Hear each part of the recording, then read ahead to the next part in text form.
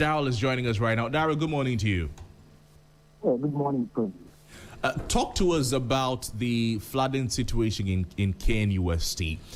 How long ago was the last time that KNUST flooded, and what is the nature of the area as well? Okay, so and checking in the records of KNUST, it hasn't experienced, or KNUST hasn't experienced such flooding before. That is what happened yesterday. Yesterday, the aftermath of the heavy rainfall overnight resulted in a severe flooding of three major entries or three major routes that would take you to KNUST. And mind you, these are routes that also commuters use at various workplaces or offices. So when this flooding happened, it disrupted activities on campus a bit because students were not able to get into campus as they would randomly walk on foot. The school had to then deploy a number of school buses or shuttles in order to transfer or convey these students to and from campus.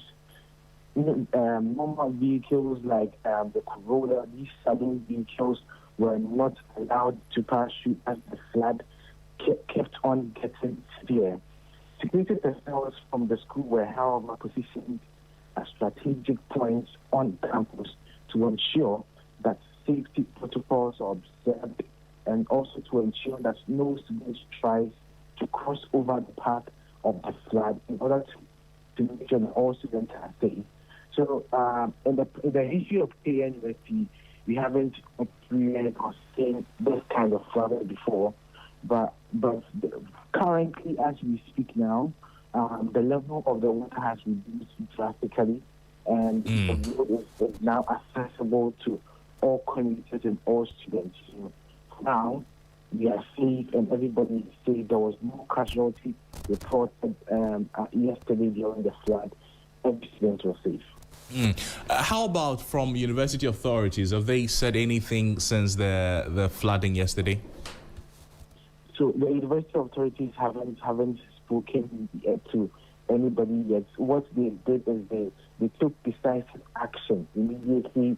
They realized that they saw the flood. That is deploying a number of buses and the security personnel, and they themselves, some of the staffs were around monitoring the situation and ensuring that safety protocols were to keep all students safe. I see.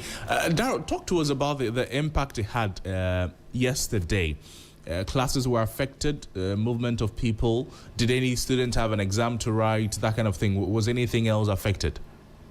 Exactly. So in the early hours, the severity, it was intense. That is around 8 a.m. That is when the university classes start 8 a.m.